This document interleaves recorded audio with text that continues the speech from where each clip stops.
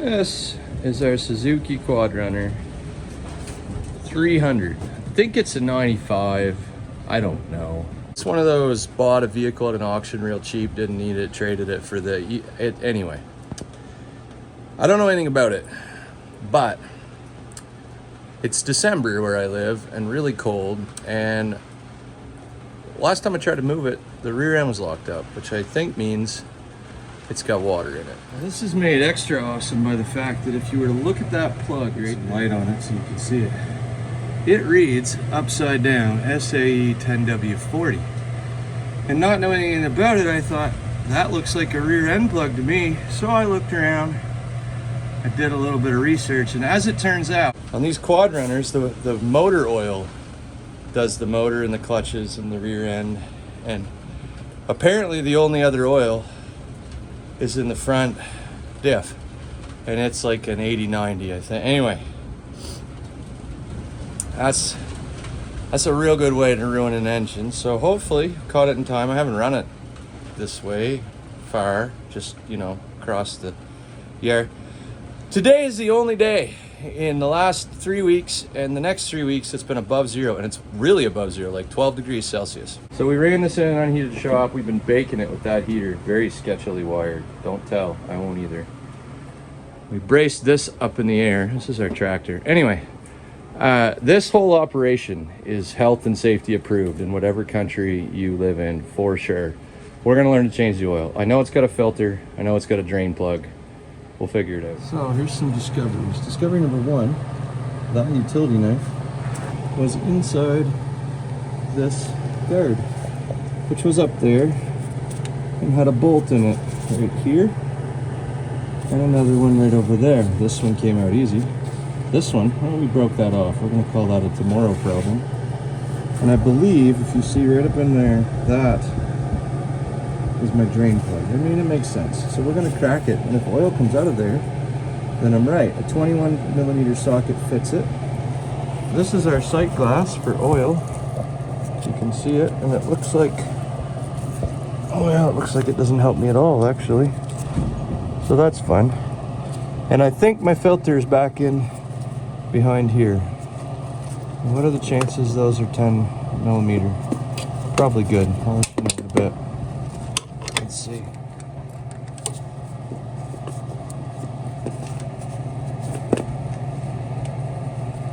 I would say they are 10mm. So we're gonna crack this drain plug down here, and then we're gonna go to work trying to get that filter out of there. At least I hope that's where the filter is. What's the worst that could happen? Okay, let's see what happens. I've loosened it. See if we get oil or water or what we get. Or nothing. Maybe it's completely dry and that's the problem. It's locked up because the rings are seized. No, it'll idle. There's oil.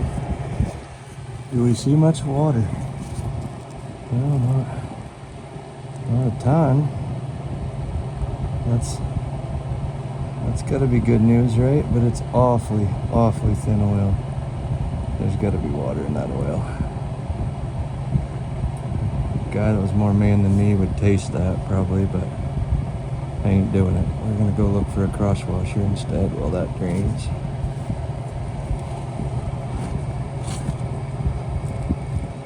I gotta show you this. This is that utility knife we dug out of there. Shined it up. It was so covered in grease, it's still in good shape. Mastercraft, that right there in Canada is the tool brand, as you can tell, of professional dirt floor backyard mechanics. The reason it is because they sell it at this place called Canadian Tire, and if you wait long enough, you never have to pay full price. And if you break it, they'll give you another one. So if you buy two, you break one, you still got one to use, you take it, and it's just a constant exchange. I don't know how they make any money. Okay, so as it turns out, I was full of oil because now my sight glass is empty. And there should be lines on there, I think. Yep, there's one right there. And there they are. And I presume that I want it somewhere near the top of those lines. If it's like some of the motorcycles I've actually got a manual for.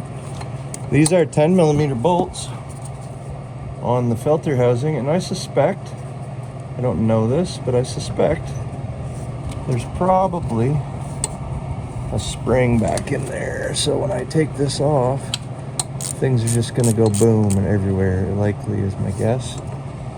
Can't see from my hand, but that's all right. This video is worth what you paid for it, which is nothing.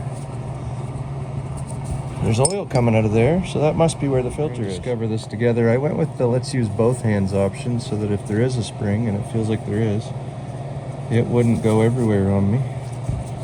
And let's just, yeah, there it is, right down my elbow. Let's let that drain of oil, shall we? And just pop that cover right off of there.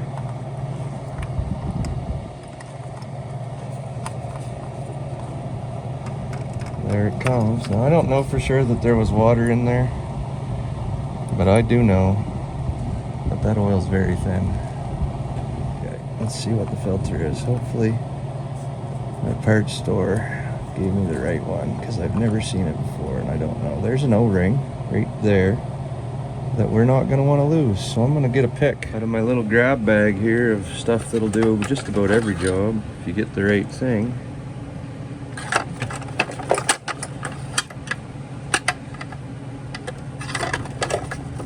How about this one?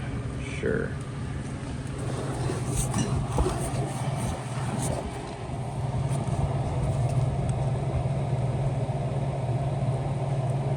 I don't know if my filter came with an O-ring or not.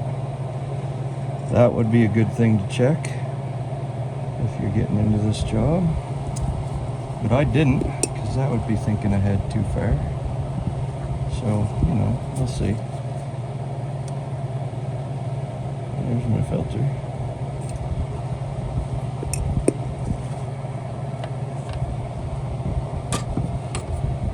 That's the hole I was talking about. And I said, is it in there back? No, it wasn't. That's good.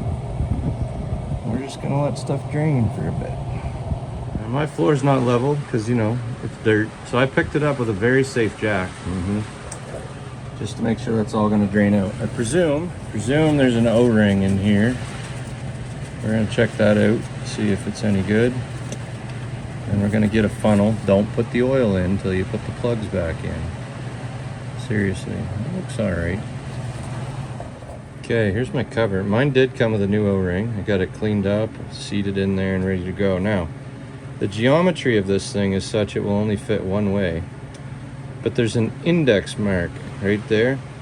And just having tried it, process of elimination, that goes up around the 2 o'clock mark. And that'll be the right way to do it, at least on my bike. And then we'll just seat that right in there. Everything nice and cleaned up. We'll put the nuts back on and we'll torque it in. I have no idea what the torque spec is, and even if I did, you should look it up yourself and not take advice from some knucklehead on the internet you don't know. Here's a question for you if you know these bikes. There's the drain plug right there.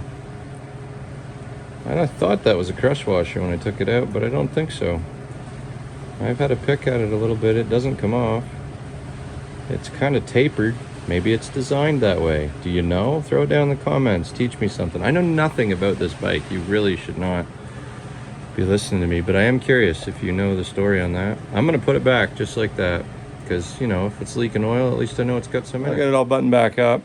I'll hang this O-ring over here where I'll never see it again. And it'll dry out. And it'll raise my hopes if I ever do find it that I got one that'll work. You know, but it won't. Grab my funnel and head over and let's fill this thing up. Now, I'm not interested in debates about oil or pretend to be an expert. The only reason I make these videos is so you can say, hey, if a knucklehead like that can do it in a dirt floor garage, maybe I can too. That's it. I'm not an expert, so get somebody to look your oil up. The internet says it takes about 3.8 quarts, which in Canada is around 3.6 liters. So that's what we're gonna put in. See if we can do it without spilling it everywhere. The cap says 10W40, so we did that. Keep in mind it's on your clutches and stuff too, so get the right stuff. All kinds of people other than me, more qualified and willing to tell you what the right stuff is. So go check them out. I put in about 2 quarts. I'm gonna guess we cannot see it on the sight glass yet. Well, let's have a look. Correct, cannot. But after another one, we should start seeing it. So we'll put a little more in. Here's the sight glass with 3 quarts in it, right there. Perfect. We're gonna go ahead and bring her up just a little bit further. Just for fun, because, you know, filter change, all the stuff. So there it is, right on the very top of the sight glass. You can't quite tell, but I can see just a little bit.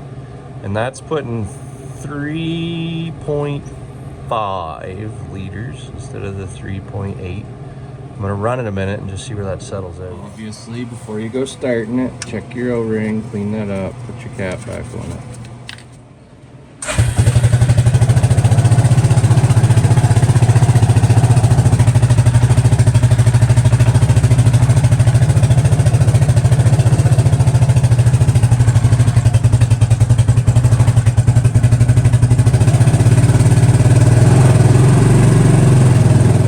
Out there that have been screaming at the screen, the spring, put the spring, and I didn't on the oil filter. Remember the little spring? Yeah, I didn't put it in.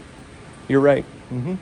So if you made that mistake like I did and you discovered it in your little magnetic pan as you were cleaning up, I can tell you with certainty how much oil you're going to lose changing that out. I'll show you.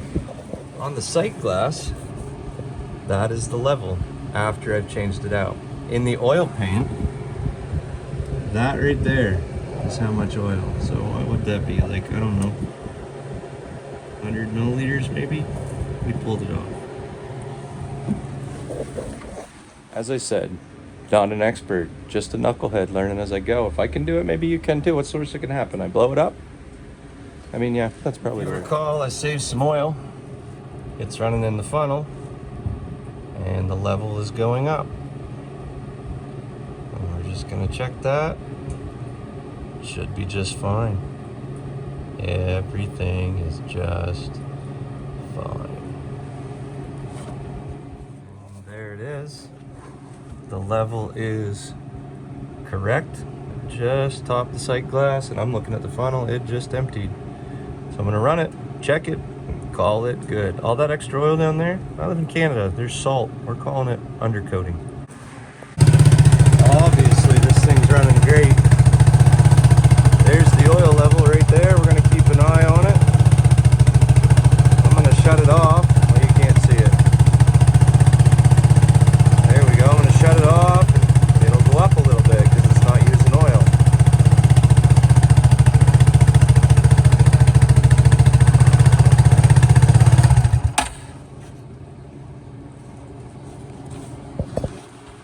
And it rises. We'll keep an eye on that level over the next few days, and it'll be fine.